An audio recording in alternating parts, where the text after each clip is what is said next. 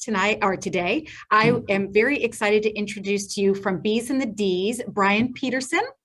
Brian is a fifth grade teacher. He was talking about this earlier in the Rochester Community Schools for 23 years. He has a master's and specialist degree in education leadership administration from Oakland University, just down the street here, and is an adjunct professor. Brian was personally honored by President Barack Obama for receiving the Presidential Award for Excellence in Mathematics and Science Teaching.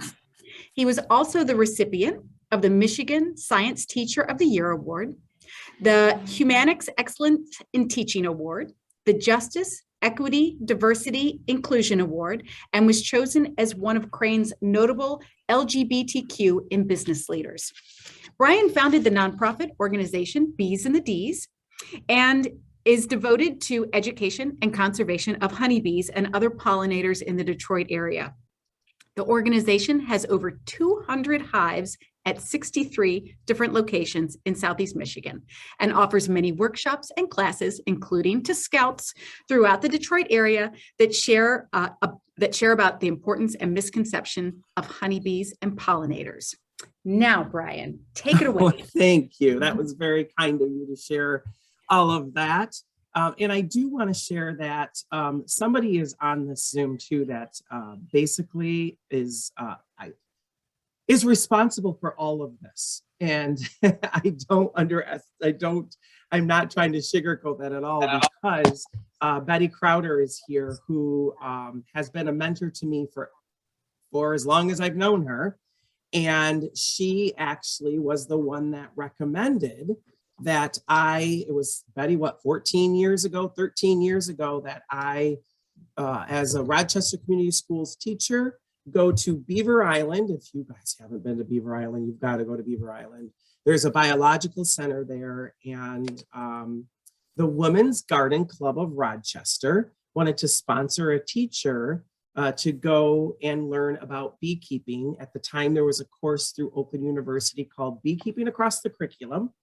And they sponsored for me to go. When I found out that they were paying for everything as a teacher, I said, sign me up. Anything that involves nature, anything that involves science, I love. And I went up to Beaver Island, met the professor, Dr. Diane Tracy, who has become an important mentor to me as well, and just caught the bug, as I tell people all the time, and fell in love with beekeeping and started reading more and more and researching about their importance, and then also the plight of our pollinators. And that's when I decided to move to the city with the other bee, my husband, Brian. And we've been living here in Detroit now for 8 years, and we are coming up on our 6th year of Bees and the D, which is our nonprofit that I roped my husband into starting with me. And actually, in order to start a nonprofit, you need 3 board members to start. And Betty is the 3rd one. So she is also one of the founding members of Bees and the D. And so, yeah, my slideshow will have one slide that I can go a little bit further into this. I apologize if for some reason we'll make sure that you can see everything. And there are a few videos in there as well that I really would love for you to be able to see. But the present mode is doing weird things to me, but regardless, it's not about me, it's about the bees. So I'm excited for you to see this presentation. And when we were talking about the presentation, we were struggling. I'm going to move a few things around to get this started. And I think the thing for me that I struggled with a little bit was when I was talking with Beth was we just have so many avenues now to this organization. Like, what did you want me to talk about? What do you feel is the most important? And we kind of decided it was going to be kind of what Bees and the D is doing or what we have done. But I'm a teacher, so I'm going to be throwing in a little education here and there too, because I think that's important for everybody. And so some of these slides are from some of my children's presentations. Some of them are from my pollinator garden presentation. And I'm telling you, the pandemic has been an interesting thing for me. Obviously, it has been difficult for all of us. A lot of our in-person things like this, we haven't been able to do, but the silver lining is it's also allowed me to reach an audience that I never would have imagined.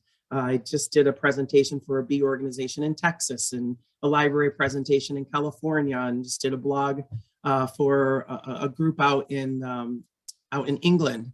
And so it's like opened up in ways that I never quite imagined. So I am hopefully going to have the chat kind of open. If you do have questions, if anything, if you put it in there, it also can be a chance for you to get it out of your head onto paper so that you don't forget it. But I may end up answering your question along the way. So let's jump right in. And I wanted to share with you, we kind of started an initiative called Building the Motor City's Bee Highway. We really like the play on the fact that, yes, Detroit is the motor city. And so we have a goal to create a highway, but that's not literally roads, but rather a basically highway for bees, where they have places to go to get the food, the resources they need, and also hives that they can live in as well. And hopefully now this is going to allow me to get through this. Can you guys see the next slide now? Beth, are you see the one about bees in the day? We can see the, yep, you're in the edit mode, but we can still see the slides on the side, but we will focus on the big one, bees in the That D's. is so weird, but okay, we'll just have to go with it like that then. I apologize. I get to see the big fancy mode on my second monitor, but I apologize for that. It looks that it's great. Doing that. So anyways, like I said, Bees in the D is a nonprofit. We were started about 6 years ago, and we basically have two pillars that are a part of our organization: education, which is very true to my heart, and conservation. And we've really expanded out to conservation of our pollinators, not just honeybees. And a lot of people know that honeybees are not native to North America. And so it's very important that we help protect our native bees as well. And how we do that is we partner up with organizations, schools, all throughout Metro Detroit. And I will share a little bit more about our footprint a little bit later in the presentation. And I just don't know why it doesn't want to do like I want it to do, but that's okay. So the case of the misidentification. This is the slide I start with. Someone's giving me some, try clicking on the desk image on the bottom right. Down here, the desk image, it just doesn't want to go. It's so weird. So I'm just going to go because I don't want to take your time. As long as you can see the main picture, I think that's what's important. You just get a little preview of what's off to the side. So for those of you that like to think ahead, there you go. But the case of the misidentification is I have two insects on this slide. And those two insects are very different. The one on the left, you notice, is kind of golden in color and very fuzzy. And the one on the right is the traditional black and yellow, a little bit more smoother. When we think of cartoons and we draw a bee, it's usually black and yellow. Well, honeybees don't really have any yellow in them at all. The one on the left is our honeybee, and it's more golden in color. It can vary from a much darker to a much lighter, but overall, they are a golden color. The one on the right is actually a wasp. It is a yellow jacket. And the yellow jacket, like I said, is in the wasp family. There are a few differences between the two, but they get mistaken for each other all the time, especially around the fall when you're at the cider mill, enjoying that donut or the glass of cider. And there seems to be this quote unquote bee that doesn't seem to understand your personal space. Those are actually not bees at all. They are the one on the right, the yellow jackets. Yellow jackets are omnivores, meaning that they will eat anything and everything that they can get their little mandibles, which is their mouthpiece, on. Unlike the honeybee on the left, that is an herbivore and has a proboscis, which is a straw-like mouthpiece that is designed to slurp up nectar from flowers. Bees very rarely will bother you at your picnics or at the orchards. It is usually the yellow jackets. And so I am that teacher that kindly lets people know when they're complaining about the bees that actually those aren't bees at all, those are wasps, because the bee kind of gets a bad reputation, okay? Now, neither of these species really want to just go right at you and sting you. They both can, but it is a defense mechanism to protect their homes. And honeybees tend to be extremely docile. And one of the reasons they also don't want to sting you is it's a one and done type situation. What I mean by that is they have a barb on the end of their stinger that when they sting you, the barb stays in your skin, much like a porcupine quill. And then it unfortunately rips their abdomen and that bee is going to perish. It's a one and done for honeybees. They will sacrifice their lives to protect their hive, their colony. The yellow jacket or the wasp is a little bit more fortunate. They don't have a barb on the end of their stinger, and so they can sting repetitively again and again and again. If you've ever had one fly up your shorts or in your shirt, you've experienced this. Both of them usually only sting if they feel threatened or if their home is threatened. And so honeybees honestly are quite docile, and really you're not going to have problems with them unless you are going in their hive in a very destructive way, or you accidentally maybe step on one that's in the dandelions or clovers, or it gets pinned, or especially people with long hair, if it gets tangled in your long hair, it can put it into panic mode. But for the most part, they are very similar in shape and in size, and they're flying so quickly, it's kind of hard to say, oh no, this one looks a little bit more golden. It's a honeybee. So just know that there are, well, it might help for you to know this. In Michigan alone, there's 450 different species of bees, just bees. We're not talking wasps, hornets, any of the others. In the United States, about 4,000 different species. In the world, 20,000 different species of bees. And most of those are solitary bees or ground-dwelling bees, which mean there's only really one of them. What makes honeybees so special is that they form large colonies and they are kind of considered superorganisms, much like ants. And that's why honeybees are so important to us, because they are mass pollinators and they help pollinate, which we'll get to in just a little bit. So I always love to show this perceptions of a beekeeper because I think it's kind of humorous. If you are a beekeeper or know a beekeeper, they will agree with this. A lot of people think, or my friends think, that I am this serious bee scientist. I kind of wish I was, but I am not smarter than a fifth grader.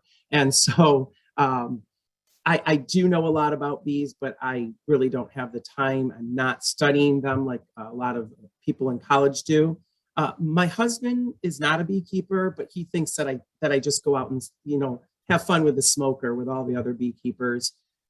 Unfortunately, if we are in neighborhood areas, a lot of people think this is what a beekeeper is. You are literally trying to kill my child because you are putting an insect that's going to attack us like Alfred Hitchcock, the birds.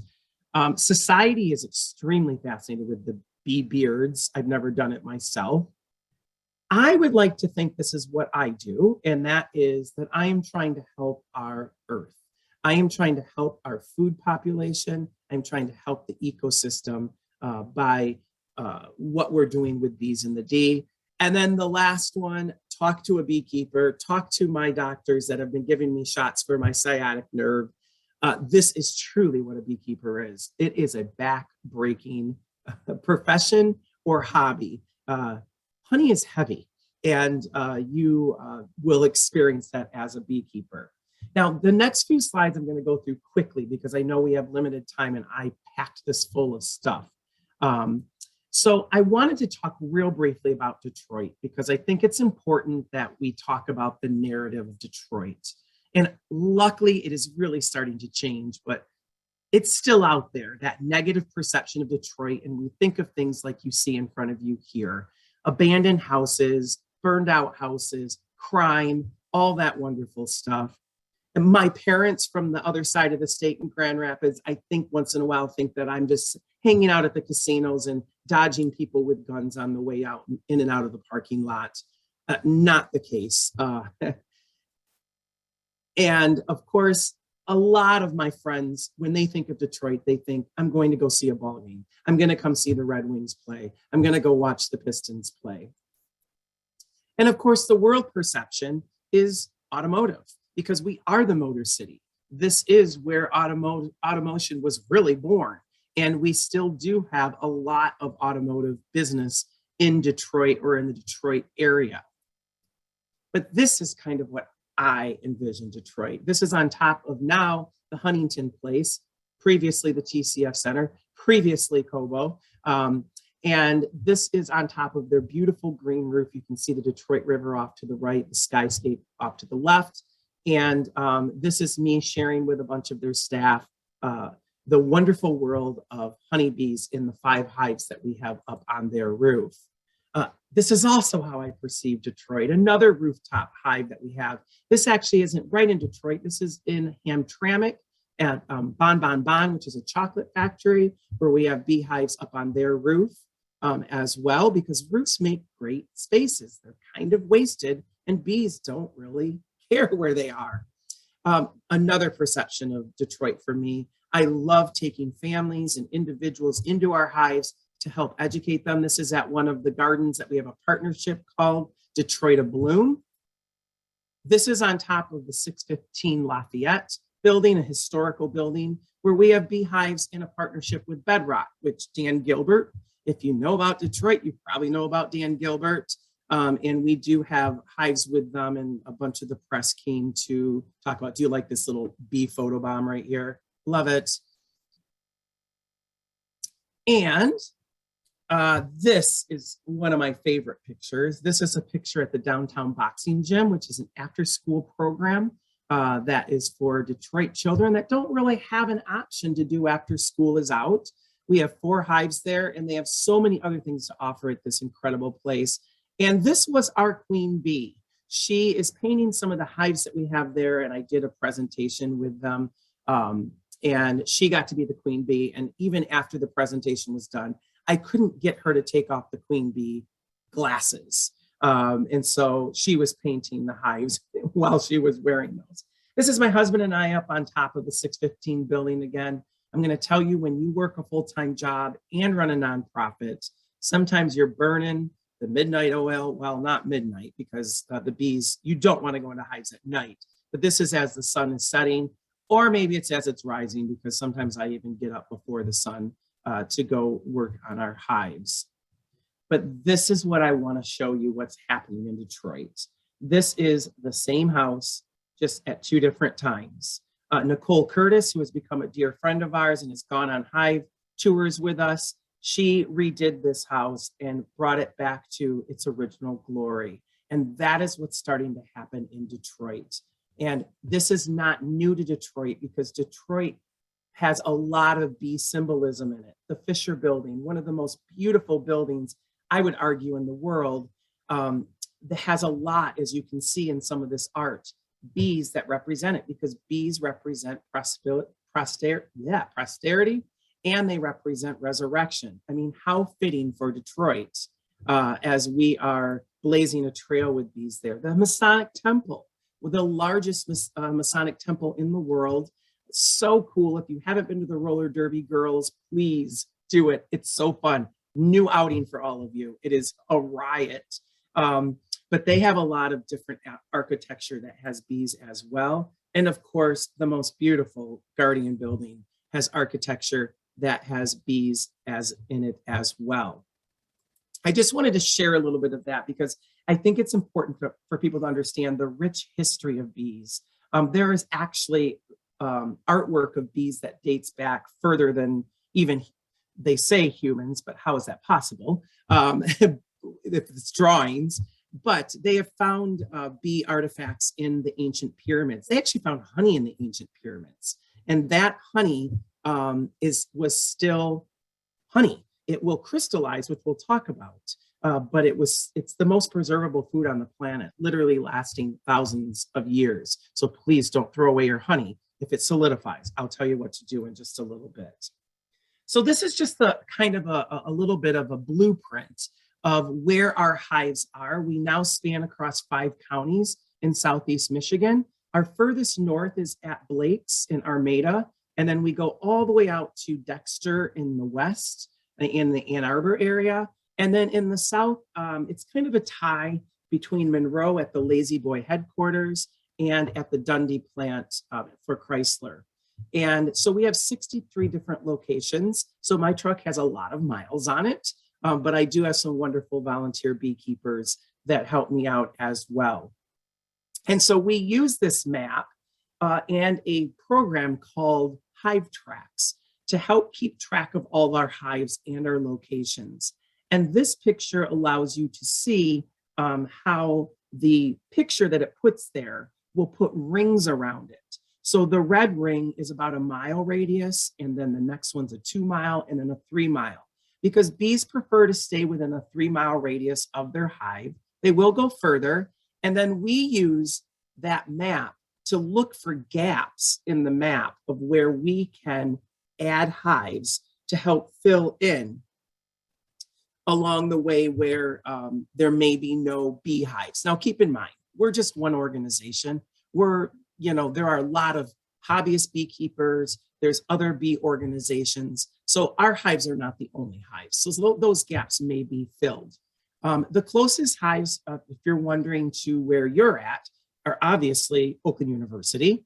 We do have an educational apiary there that I took over from my mentor that taught the class. And then we also have hives at the Chrysler headquarters.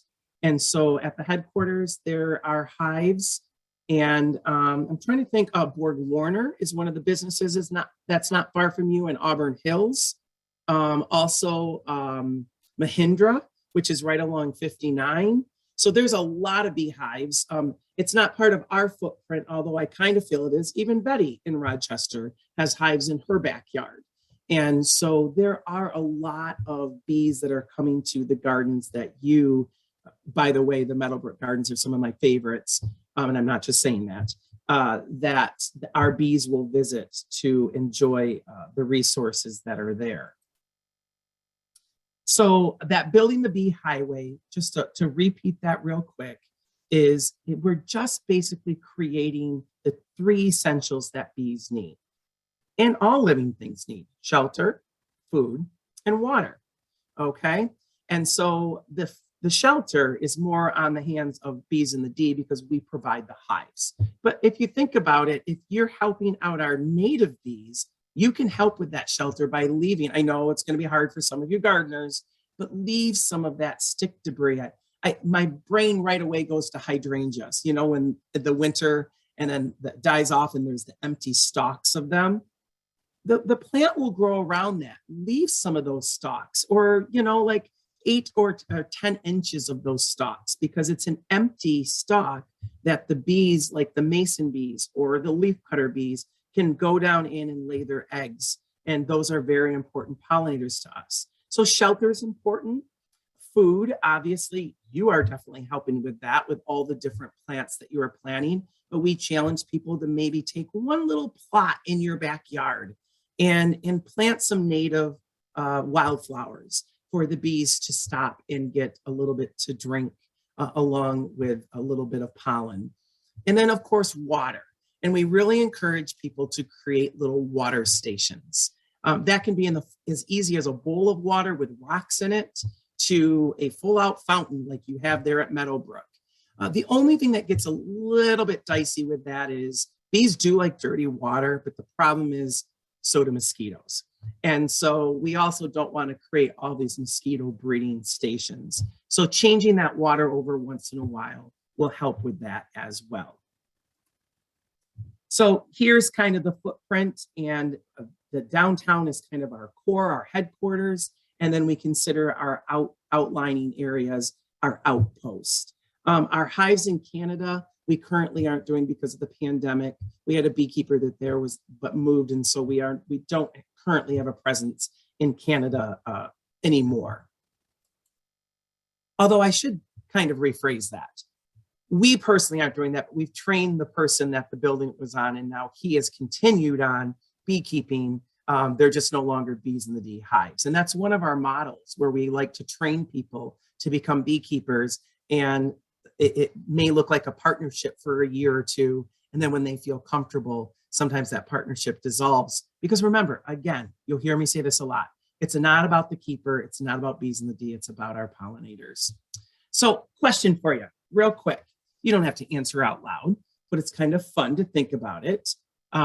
Rural, suburban, and urban. I think we all know what those mean. Urban here in Detroit, suburban, Rochester, rural, probably more out like the Armada area. If I was to ask you which area, rural, suburban, or urban, do you feel that our pollinators, not just our honeybees, but I'm going to specifically talk of the honeybees, do better? Which one of those three do you think it would be? You don't have to answer out loud. Just be thinking in your head. I'll give you a second to just kind of think about that. If you said urban, you are correct. Studies have been showing through Best Bees, especially who have done a lot of studying on this, the urban environment provides more diversity. I know that sounds really weird, but think about it for a second. In the rural area, we've created mono-societies. It's acres and acres of corn or soybeans or sugar beets, or if we were in California, almond trees, if we were out in the Midwest, corn. And that is not good for biodiversity. And in the suburban area, around the 50s, there was a real push for having the yard that is just polished like no other, beautiful green grass. Well, obviously, that is not the best for our bees either, because all bees and all pollinators, because the grass really does not help them. And unfortunately, we've gotten to the point where we want to keep our grass weed free and keep it so groomed that we're using pesticides and insecticides and all kinds of chemicals that make it easier for us to keep it looking perfect. So actually, those things have really hurt our pollinators. Between the pesticides and the insecticides, between the loss of habitat, so that would be like building yards or mono-societies, and with climate change, it is throwing off our natural world. But I want to show you in the urban environment a couple things. Winter has been very difficult for our bees. And the main reason is there's so many more diseases and pathogens that are hurting our bees. And there's also something called the varroa mite, which is definitely hurting our bees. And so it's harder for them to live through the winter time. But we are finding that the survival rate in the city is about 62%. Sorry, the bottom graph, the survival rate, and the death rate is about 38%. If you look at the graph above it, sorry, I went backwards, it's about the opposite. There's only about a 40% survival rate in our more suburban and rural areas. And then also even the honey production. Now, let me make sure you understand something. With the honey, the reason that bees collect honey is because of what they do in the wintertime. Let me quickly explain that. In the wintertime, they form what's known as a winter cluster. They are unique in the insect world that they do this. They do not die out. They do not hibernate. What they do is they form a winter cluster and they vibrate. And the vibration of their muscles creates friction. And friction creates heat. And then they form a cluster and they do that all together. And in the middle of that cluster is the queen bee, who is the most important, which we'll talk about. And then in order to have the energy to do this and create this heat, by the way, the queen is kept at about 90 degrees, even on a cold day today, they have to eat the honey. And so that cluster slowly moves around the hive and they live off of that honey. So then that leads to the question, wait a second, you're taking their honey. You have to make sure as a beekeeper that you leave honey for the bees. We leave about 80 to 100 pounds of honey in all of our hives, but we're lucky. Bees are extremely, extremely strong workers. And so they create more than what they need. And for that reason, we are fortunate that we get to harvest the extra honey and make sure we leave enough that they have enough to survive the winter. So it's quite remarkable that this insect is able to create their own heat to do this. And let me explain how hard of workers they truly are. Imagine that I take about 1,200 of those bees that are in a hive. Oh, by the way, 60,000 bees in one hive, 60,000 in the summertime. So imagine I take about 1,200 of those bees, okay? And I'm able to somehow clock all the miles that they do back and forth all day long, pollinating and coming back to the hive. They would travel about 112,000 miles if I added it all up. That's about 3 times around the earth. And they would visit 4.5 million flowers to make one 16-ounce jar of honey. So you heard me right. It takes visiting about 4.5 million flowers for 1 jar of honey. So these bees, you heard the expression, busy as bees, that's where it comes from. And these bees are not, they don't live very long. They only live about 40 days, the worker bees. And so it's quite remarkable. One bee in its lifetime only makes about 1/12 of a teaspoon of honey. So I always tell people, and parents maybe get a little mad at me, that if you slather your biscuits like I do, and it's just dripping off of the biscuits onto the plate, when you're done eating that lovely biscuit, lick that plate, because those bees work really hard for that honey. I do want to also caution you, please make sure you're supporting your local beekeepers and buying local honey, because that way you know it is raw honey, which has many properties that are very good for you. And make sure it also lets you know that it's not the honey that's shipped over from China that is pasteurized and doesn't have those qualities, or may not even be honey at all. You kind of get what you pay for. That expression really works with honey. You go to the dollar store to get one of the little bears, and I'm sorry to say it, you're not eating honey. It's corn syrup with maybe a little honey in it or honey flavoring. That's why it's so cheap. So Bees in the D has many partners. I'm going to go through this quickly because I just want you to see the footprint that we have, and it's across many different main categories. We're going to skip past that video, and we're going to talk about that I have corporations, so like GM, Borg Warner I talked about, the convention center, and then I want to brag a little bit about this that we did with GM. This is a hive prototype that we made.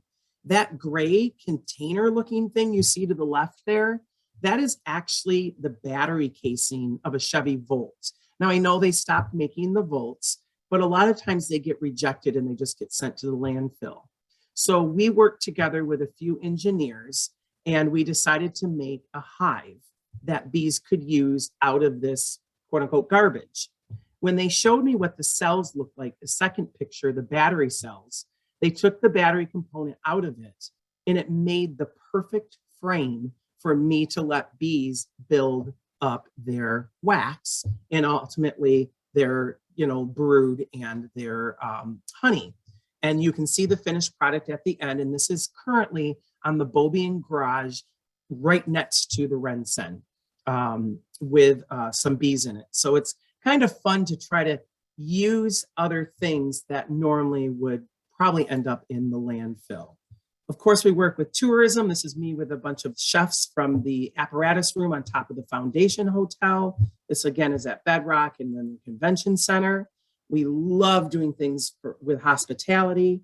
We have a great partnership with Detroit City Distillery where we have 2 hives. You can see them in the background where we do make a honey bourbon, but we also have a bourbon honey where we take 55 gallons of honey and put it in a bourbon barrel, and it takes on, for about 3 months, it takes on that bourbon flavor. We've done things with Bon Bon Bon. A lot of local restaurants down here use our honey. Spun Sugar Detroit many different beer brews, like at the Eastern Market Brewery, Founders Beer. And so that whole surge in Detroit right now, that's such a foodie town, and to go from farm to table is so fun for us, because literally in some cases, they're going from roof to table, like literally getting the honey from their roof and putting it in their menu. Now, of course, you know, I am an educator at heart, and the one on the right is there at Oakland University. I'm suiting up a bunch of adults before we go in to learn more about the bees. And then the one on the left, I had a little bit of a problem. I know today I'm being creative with being remote, but I can't be in two places at the same time. And so while I'm teaching, schools want me to do presentations or field trips. So I started to have the kids write questions on papers that they would like to know from a beekeeper. And then I would videotape going into the hive and then answer those questions, and then give that video to the teachers so they can watch it at their leisure. But yet it still is kind of personal, because I'm addressing some of the questions that the class had. So that's fun for me.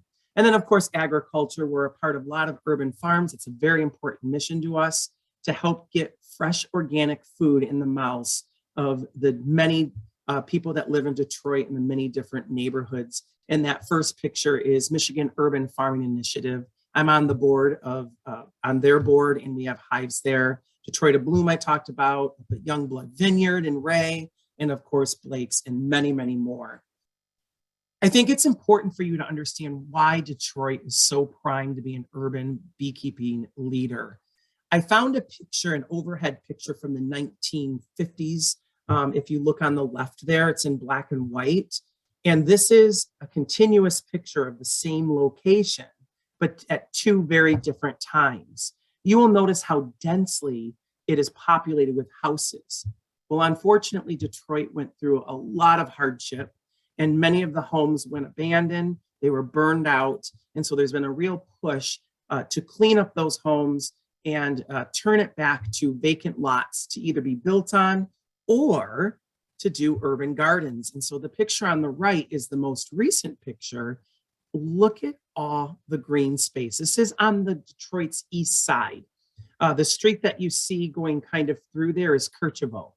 And it is crazy to me how much green there is. We actually have bees on the east side at an apple orchard. Yeah, it's called Core Orchards. There's apple orchards now developing in Detroit. Very immature apple trees at this point, but how cool that a major city is going to have an orchard or two.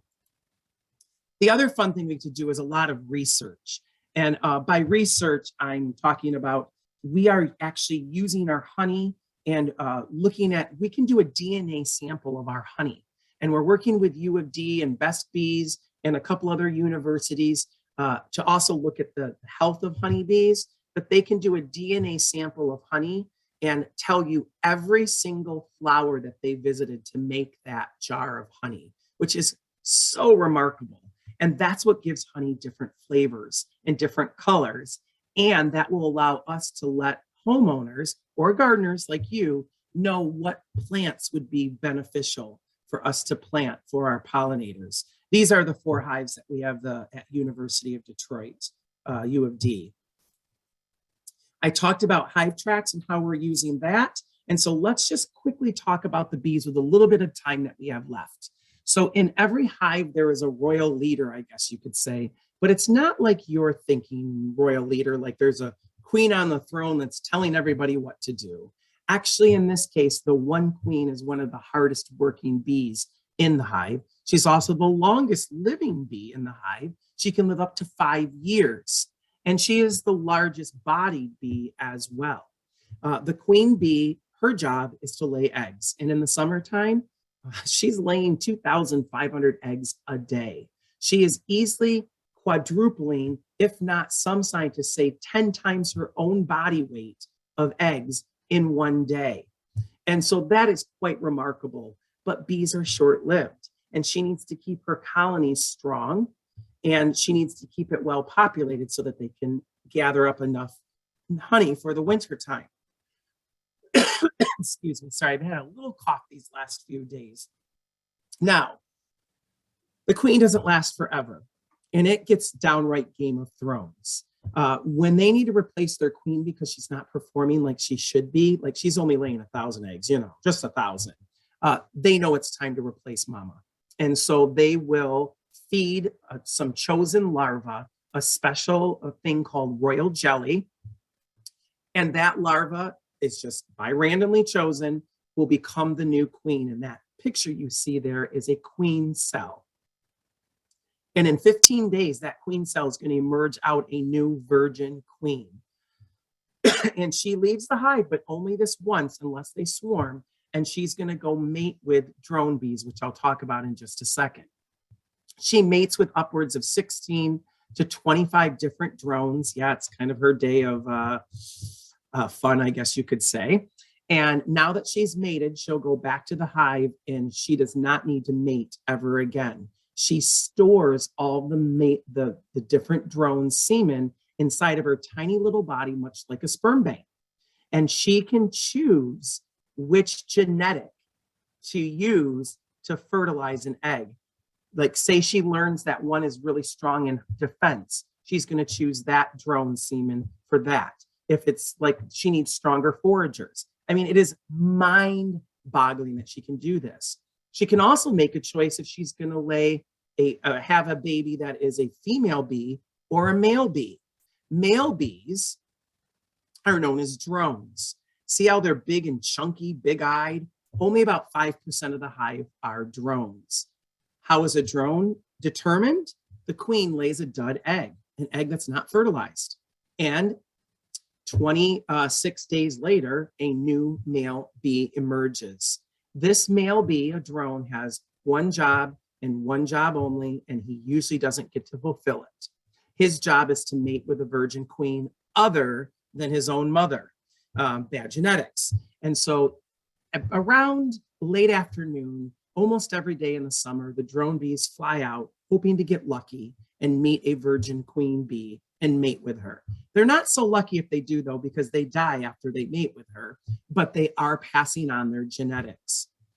Most of the males never get a chance to breed with a virgin queen because there's only one per hive and they last longer. And at the end of the season, all of the male bees are driven out of the hive by the female bees because they don't want to have to feed them. Because guess what? Boy bees do no work.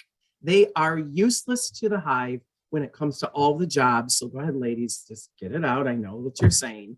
And so for that reason, they drive them out in the winter because their resources are going to be a little bit more tight and they can't afford to feed, freeloaders, I guess you could say. And so the males all will perish in the winter season. Now the queen most likely is laying a fertile egg, and that becomes all the bees you see when you're out gardening. These are female bees. They are responsible for every job in the hive. They are building, they are the wax, they create the wax with glands on their bellies, they're collecting the pollen, the nectar, everything. And they're guarding the hive, and they're of course going out and foraging.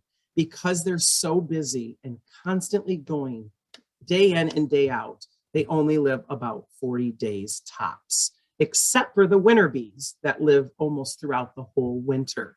But their job is different than the summer bees. Their job is to vibrate to create that heat.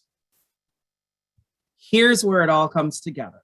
If we didn't have the bees, we wouldn't have most of the foods that we enjoy. Bees are pollinators. And what they do is they visit a flower, they slurp up the nectar, but they also gather the pollen that's on that flower, and then they'll go to another flower to repeat the process. In that process, they drop off some of the pollen on the other flower. So let's use zucchini as an example, because I had zucchini growing in my garden. Big yellow flowers. There's a male flower and there's a female flower. That female flower will not develop into a fruit if it does not get fertilized. So the bee has to go to a male flower, carry over the pollen, and then it will get fertilized, and that allows it to go to seed or fruit. When I didn't have beehives in Lake Orion when I lived there, I literally was taking a paintbrush and doing it myself so I could get some zucchini. Because what happens is the female flower will just kind of wilt away and then just die, and then it will like present another flower or produce another flower, and if it doesn't get pollinated, it dies off. After I got my hives, I am not joking with you, the paintbrush went away, and I literally had so much zucchini, I didn't even know what to do with it. I was making cookies, bread, pasta, you name it. I was putting it on people's porches and ringing their doorbell and running because I didn't know what to do with all this zucchini. And it was all because it was properly pollinated. And so it shows you the huge impact that they have. That's why bees are transported all over the nation to pollinate our many different crops so that there's more production. So how do these bees communicate with each other? Well, they dance, of course. Don't we all communicate by dancing? They actually do something called a waggle dance, which is mind-blowing. I'm going to show you a short video because it explains it much better than I can. I'm crossing my fingers that the sound is working okay.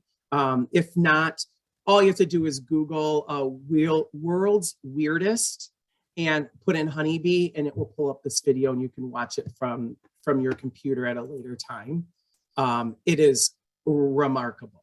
Let me get to that video. Hopefully you can hear it and everything.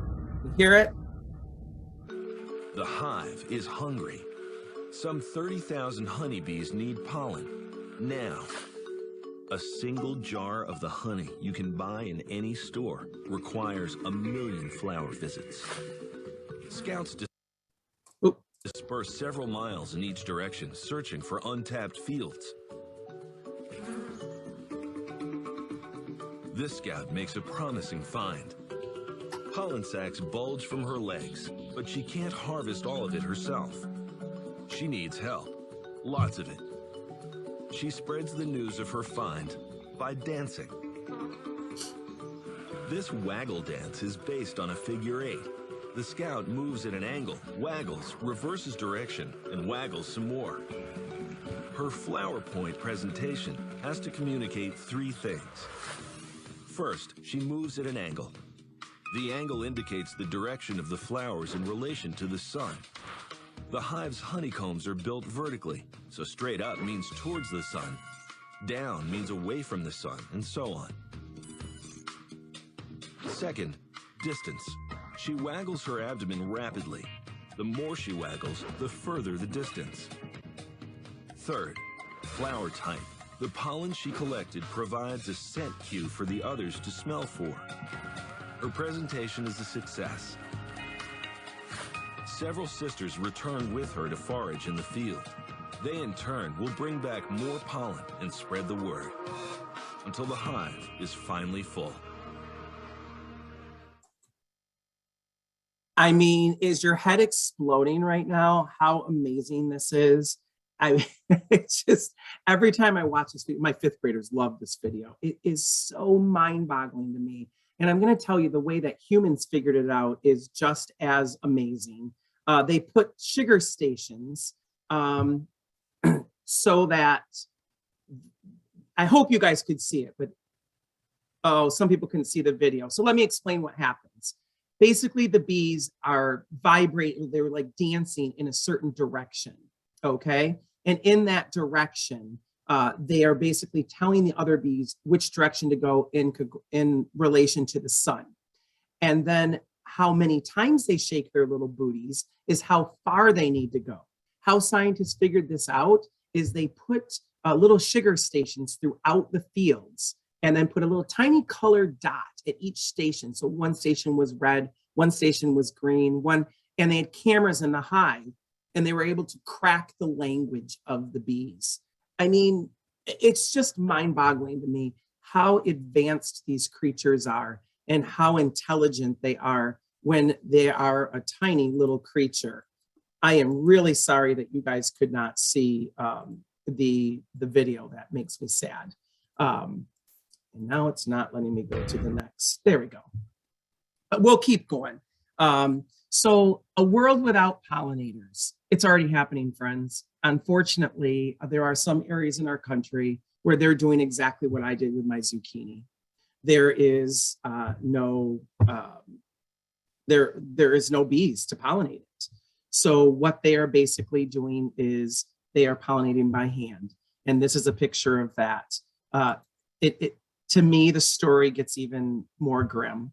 On the left, there is a picture of 2 drones that have been created to simulate bees. There's a statement there by a professor that says the drones use artificial intelligence to autonomously navigate and avoid obstructions like animals, trees, and other drones busy spreading pollen as they carry pollen between plants that stick to simulated bee fur. And if the weather takes a turn for the worse, they get a message to return to the quote unquote hive. We are creating miniature bees, robots, and Walmart actually bought the patent for these. And so it scares me that we are already coming up with solutions because we realize that our pollinators are, their numbers are declining. But for me, it more says we're not too late. Let's do something about this. Let's keep nature the way it's supposed to be, because here's where I'm worried. Yeah, we'll use these drones to pollinate what we want to eat. But what about all the native plants that need to go to seed for our songbirds and for the food chain? What about those? Are we going to just put robots out to pollinate those as well? No, because we, in our eyes, don't, a lot of people feel we don't benefit from that. So it's a little scary. I do want to brag just a little bit because we are breaking ground, hopefully on Earth Day, April 22nd. And we are going to build the Michigan Pollinator Center. We are building an education center in Detroit, in Core City. It's a beautiful area where almost the whole neighborhood has now gone back to vacant lots. And another developer that's adjacent to us is returning a lot of the vacant lots to natural meadows, the way it used to be before settlers even came into Detroit. So we are upcycling shipping containers to make this a pollinator center. But the center is important for meetings and stuff, but it is just a small part of the footprint. I'll be honest with you, we've already talked to the architect that drew this. It's way too much grass. We already told them all that grass needs to go. We don't want that grass there. If anything, if we do feel we need an area where people can sit in the quote unquote grass, we would do something more like low growing clover or some kind of a ground cover that you can walk on. But it gives you an idea of what we are planning. Few more pictures. It will have a green roof up on top of one of the shipping containers and educational hives. And then the upper shipping container is going to be an observation deck, a learning deck, where if you aren't comfortable going in with the bees or suiting up, you can actually learn right from behind the glass. And we're making sure it has the technology where I can be speaking while I'm in the hives, but you can hear it inside. Also, we are looking at having internal cameras in one of the hives and on the outside of the hives. There's a lot of exciting stuff that would just be watching and follow us because we're very excited about some of the things that might be happening that have just come to discussion this week alone. On one side, we are going to be putting beautiful murals.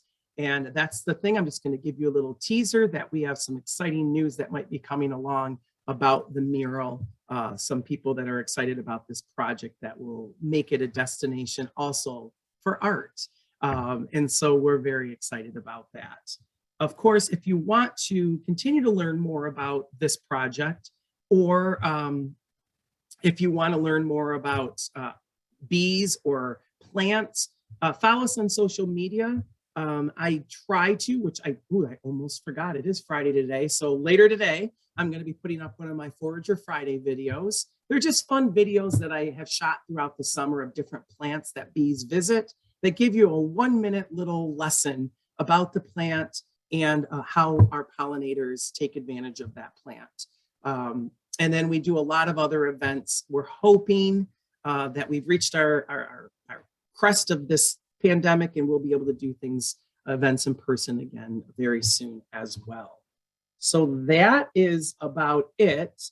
There is a video that is on our website that kind of shows about our organization, but because I'm having problems with videos, you are welcome to click on that and watch that. It's just our little promo video, a couple minutes long, that allow you to see some of our hives in the city and what our mission is. So I will stop there with the presentation and will gladly spend some time for some questions. I'll be honest, I didn't get to follow the chat very directly, but I know there was a little bit of stuff going on there. So I will kind of, while you're asking questions, go through this as well. Are there any questions? Can you hear me? My name is Joan Cooper. Hi, Joan. Hi, good to hear from you today, and longtime member of this garden club as well as out in Highland. Wonderful. And so different bee presentations we have seen. One that really surprised me because I have ragweed allergy. The speaker recommended that, like, you could go over to our Oakland County market and get honey that's made in your vicinity. And it really does cut down, a tablespoon of that a day really does cut down on your allergies. The other thing, so just a suggestion, the other thing I noticed a few years ago when they had the fire at Notre Dame in Paris, somebody came up with, I was in one of my magazines or whatever, apparently the buildings around there had the bees like you do, and the smoke from the contamination of all those timbers in that building affected those hives dramatically. The good news is those hives did survive. And actually, this hurts my heart so much to say this. My husband and I were going to go over my time for first time to Paris just before the pandemic hit. And I was talking with that beekeeper. I'm so excited I can't even say it. I was going to go on top of the cathedral and beekeep in those hives. And then the pandemic hit. One other thing that I want to share with you, and I'm so glad you brought it up. Yes, a lot of people believe that, much like the peanut oil that kids do on the bottom of their tongue to help build immunity to an allergy to peanut butter, they believe that trace amounts of pollen that is in the honey helps build up an immunity, which helps your allergies. And you mentioned ragweed, and I do a video about goldenrod because goldenrod gets a bad rap because a lot of people assume that goldenrod is the thing that's causing allergies around the end of summertime because it's so, you see it everywhere. But that's the same time that ragweed also blooms. And so it is actually the ragweed, you are correct, that is causing the allergies. Goldenrod pollen is super sticky. It is not airborne like ragweed's is. It actually depends on bees as well. So I love goldenrod because it's a very important food source for our pollinators at the end of the season. So thank you for sharing that. Anyone else? Do you see the questions in the, did we go through? I'm scrolling through them right now. Okay. Would putting a bubbler in the water keep them? Yeah, you can do a bubbler. The thing about water, like that, even like bird bass, which I love bird bass because I love watching the birds in them. It's almost too big. You want to have some kind of a landing spot for them. I'm going to tell you, those of you that have like little koi ponds or, you know, like little ponds in your yard, those are great because the bees love to land on the rocks that are right next to it because they feel safe. Bees actually love dirty water. And that is one reason why bees do visit swimming pools, because the smell of chlorine from pools in bees' eyes means the water is dirty because they can smell it and it's easier for them to find it. And so that's why if you had a pool that was chlorine and a pool that was salt water, which a lot of people are doing now, you're not even going to see bees in your saltwater pool. You're going to see them in the chlorine. But yes, you can put bubblers to help with mosquitoes. Definitely if it's a larger thing of water. I just please ask you, don't use the foggers for mosquitoes. We have some hives in Franklin that unfortunately one day I came to check on them, and out front, it's on like a concrete pad. There were tens of thousands of dead bees with their proboscis out, which tells me it was poisoning. And we later found out that one of the neighbors was fogging for mosquitoes on a windy day, and it drifted over and got into the hive. Yeah, go ahead, Patty. Question for you on the wax. What purpose is the wax? Is it providing a structure to hold the honey? And also, is it of any nutritional value? Because I recently bought a jar of honey that had a pretty large piece of wax in it. I wasn't sure if you were supposed to eat it or throw it away or what to do with it. Great question. Comment on that. So honeybees actually have glands on their bellies that make little discs of beeswax. And then they take that, the worker bees that are in the hive, the constructor bees, then take that disc and they chew it up and they mix their saliva with it and they make it the actual honeycomb as we know it, the hexagon shape for structure.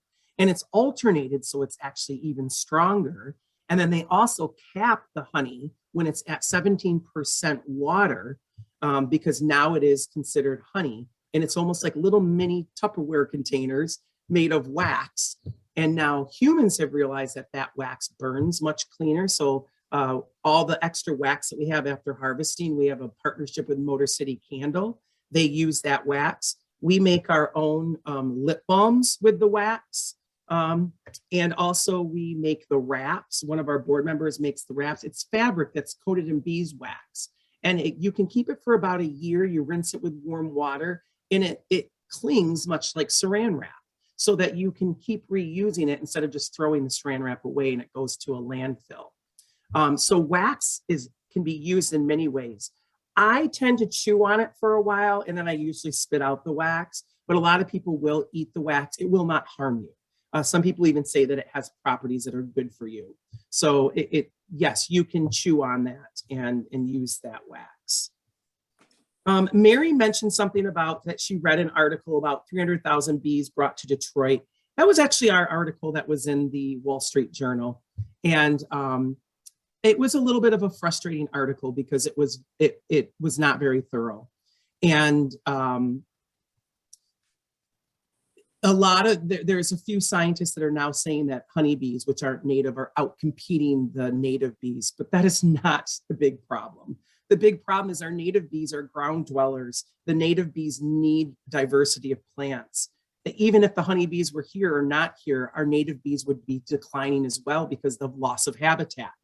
And so, yes, is it possible to oversaturate with honeybees? Definitely. That's why we have our map and we check it out. But of course, I am not a proponent of putting thousands of beehives in one spot or in natural areas.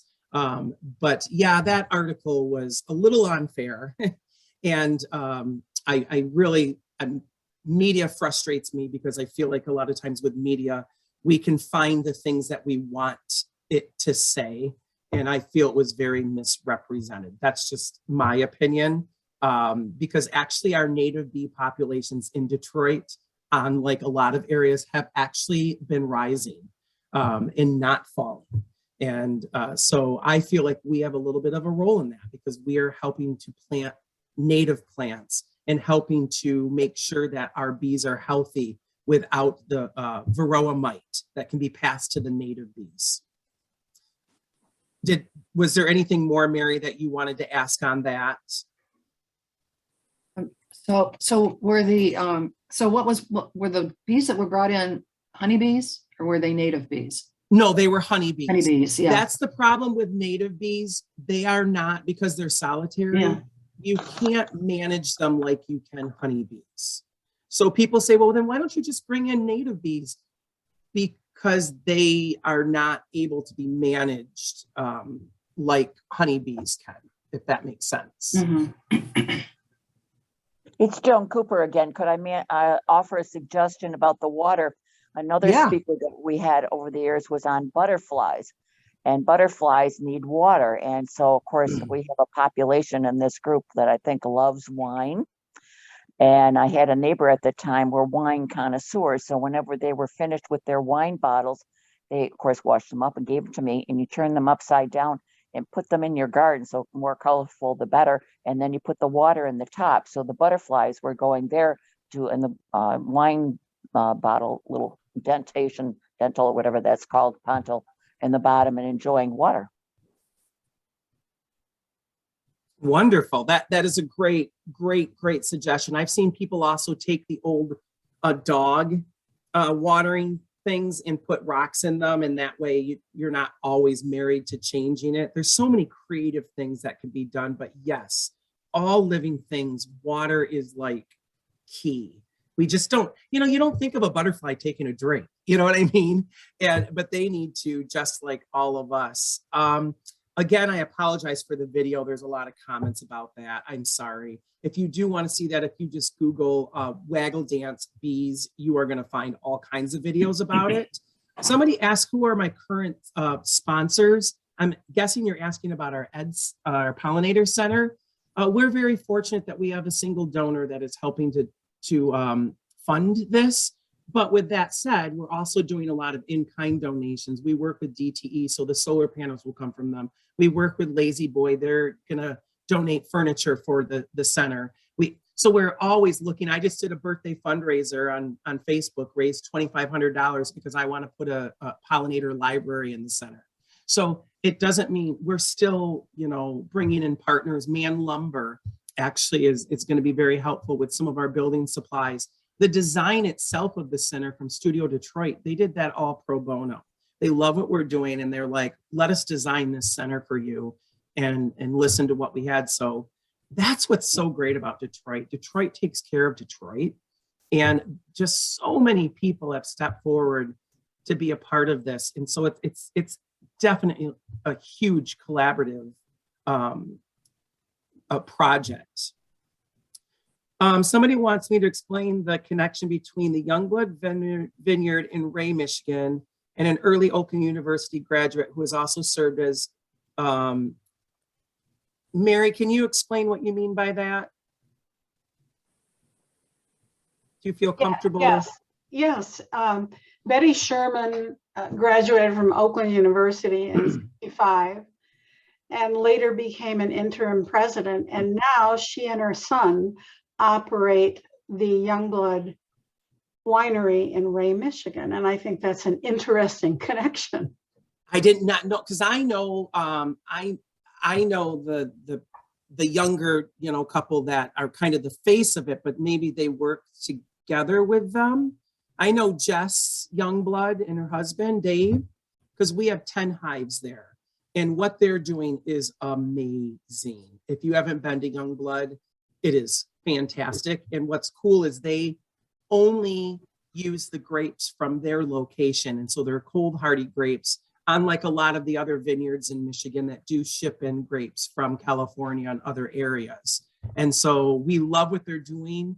They work with us. Our hives are quite a ways from the actual vines, and they work with us that if they do have to spray for certain things, they make sure that the wind is pretty much none, and they do it at a time of day, like when the bees, like super early morning or as the sun is going down. And they're working with MSU to come up with even better treatments that are not harmful. Hit the sign here again. Yeah.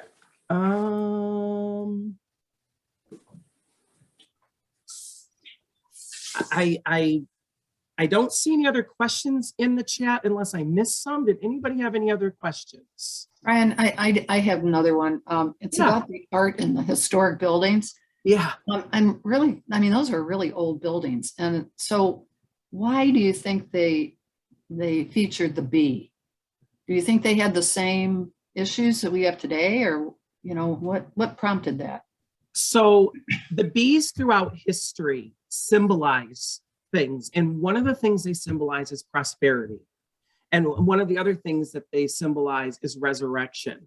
And so a lot of times it's used in architecture to kind of symbolize it, especially with buildings like this. I'm sure that they were going on the vibe of prosperity, but they also, bees have become kind of a role model for that hive mind, that hive mentality that scientists are still studying. Humans are the most studied creature on this planet. Number 2, honeybees, because they are just remarkable creatures, and they're really studying this hive mind, how each of these individual little living things can work as a collective. And so a lot of that architecture kind of like vibes or symbolizes that that the people of this building are going to work together, that they are going to work for the good of the hive or the building. It's Joan again. I have a question for Margaret. Several years ago, Sandy Nix, our former head gardener of the gardening for the garden part of the gardens, was developing, growing different vegetables and things that would attract the bees behind Danny's cabin. And she told me one day, I think it was the pumpkins or other, whatever attracted the most bees. So I wondered if Sandy was still doing that. Yes, she is. It's a butterfly way station.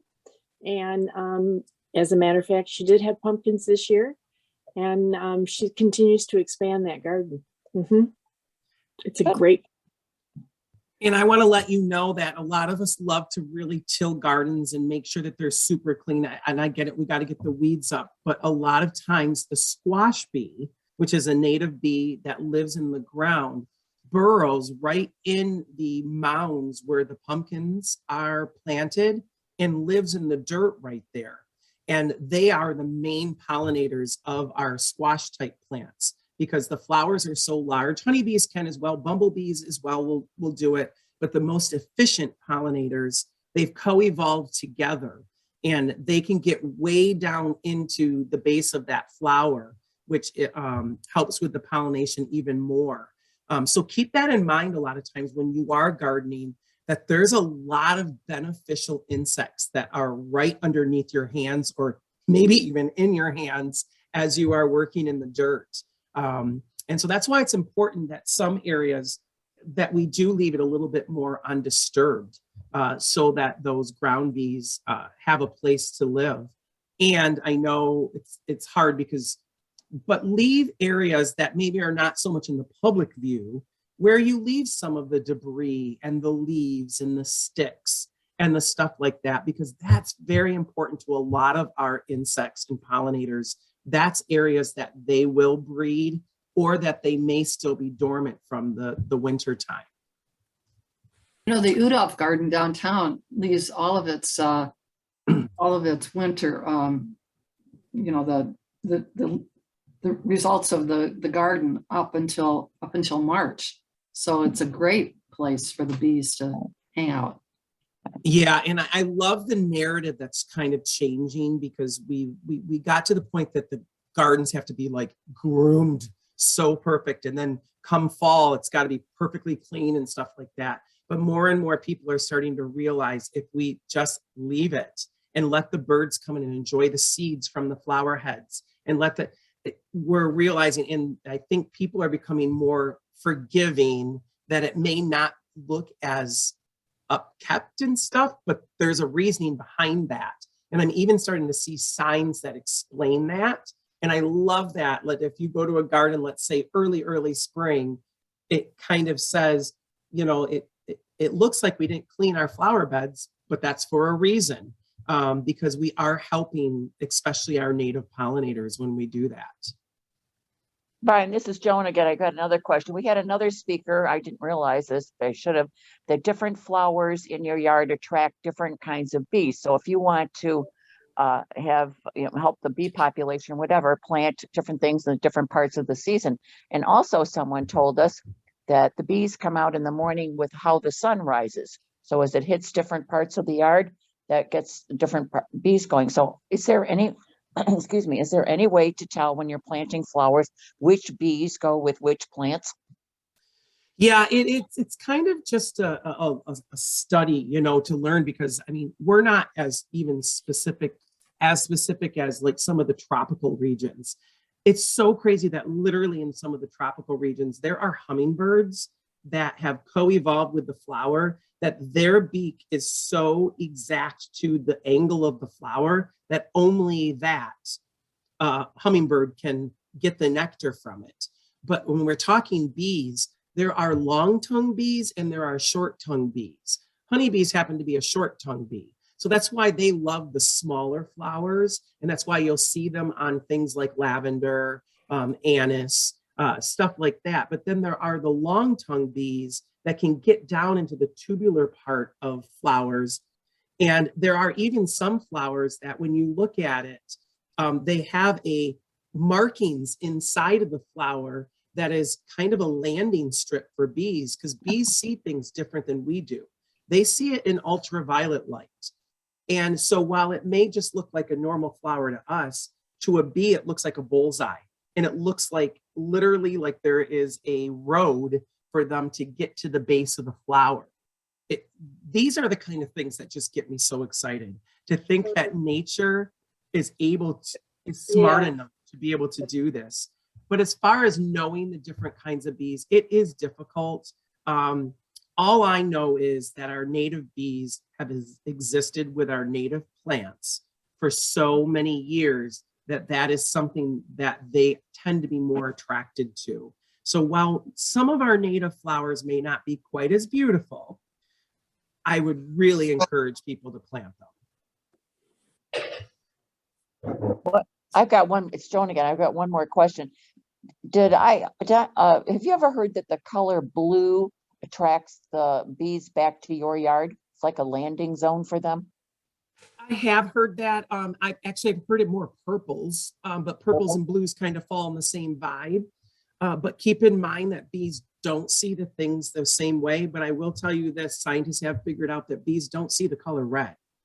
So red flowers are not as attracting to bees. And now that you're thinking of your gardening and you're thinking of red flowers, you're probably going, you know what? I don't think I've ever seen bees on red flowers. The more pink ones, the lighter ones they can see, but they can't see like red. But hummingbirds actually are greatly attracted to red.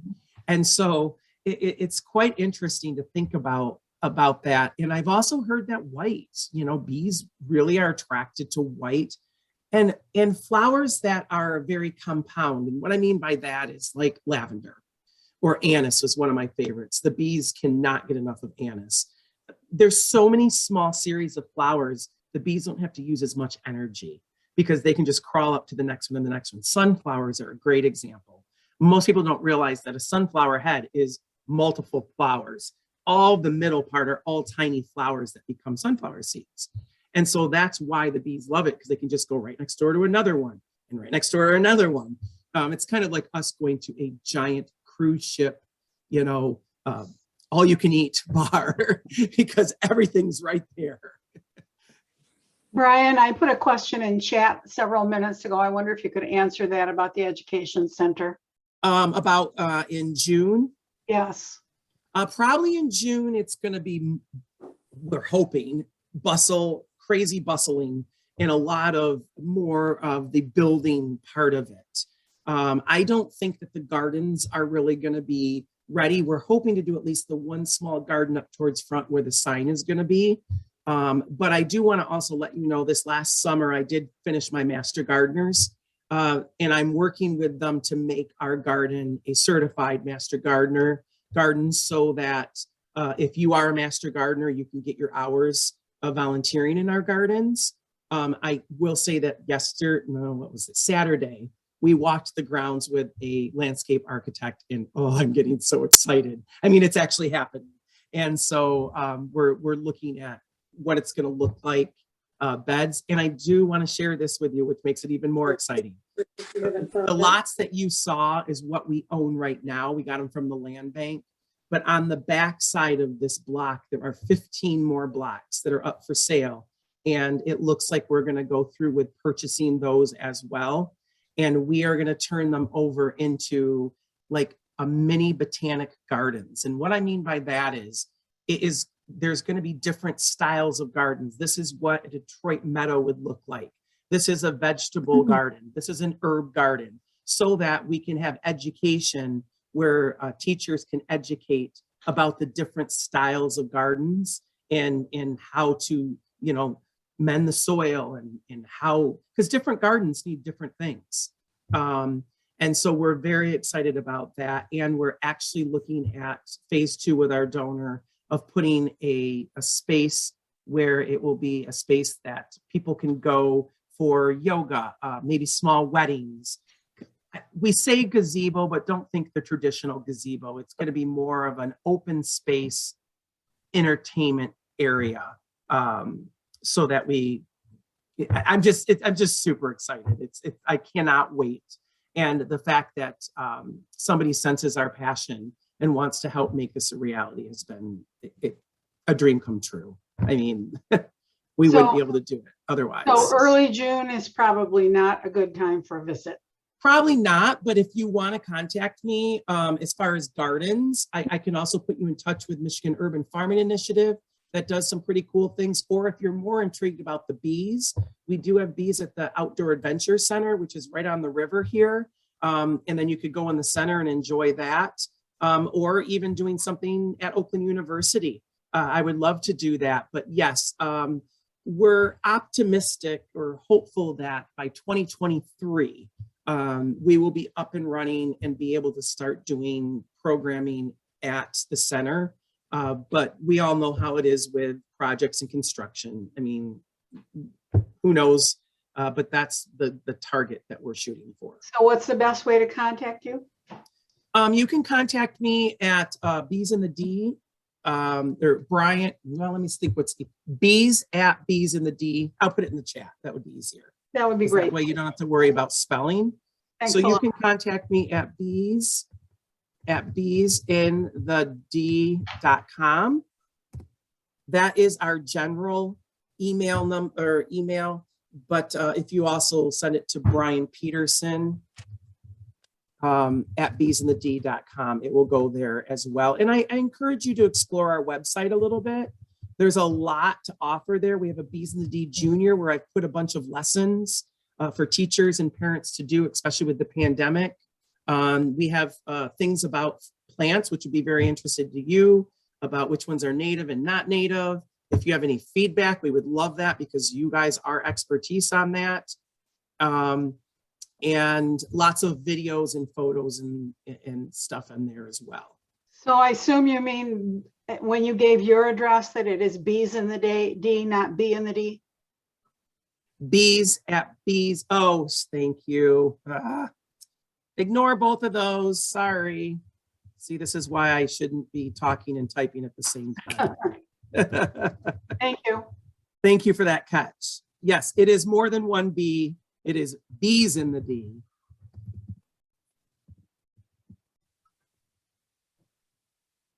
Let's see if I did it right this time. Nope. See, I'm so excited. I'm typing wrong things. There we go. Sorry about that. Ignore the first two. The second two are correct. It is Bees in the D. Or if you go to our website at beesinthed.com, you can click to contact us and it will come right to me. Thank you. I know I probably went way over time, Beth. Sorry, I always do. I just could talk about this for 3,000 years. Brian, this is Margaret Jalsma again. And yes, it's very obvious you could talk about this for 3,000 years. And we share your enthusiasm and thank you so much. It was a wonderful presentation. And I don't think we're going to be done with you with just this presentation. I think you're going to hear from us again. Oh, shucks. Gosh. But I do want to thank you for your time and your enthusiasm and your knowledge. And this club in the past was into taking field trips. And of course, all of that had to shut down. But you've given us some great ideas for future field trips. So get busy over there so we can come see you. I think you could even some of this group to suit up and go in and see the bees firsthand. Yes, So we're very fortunate that we have 50 adult bee suits and 50 children's bee suits that were donated to us. So we do have suits available. Okay, we're coming. Be careful what you wish for. And club members, thank you for being here. We'll give them a big applause. And I want to remind you that the February presentation by Brent Heath is on the topic of bulbs as companion plants. And that will again be on Zoom because number one, our presenter is out of state. So we have the opportunity now to bring in presenters from further away. So with that, unless someone has another question, I need to remind you, if you haven't voted for the bylaws, you have to go do that right this minute. And other than that, Brian, thank you very much for being here. Thank you so much for letting me talk with some adults for a change. And now I get to go back to my 5th graders. Yeah, go back to school. Thank you. Thank Thank you.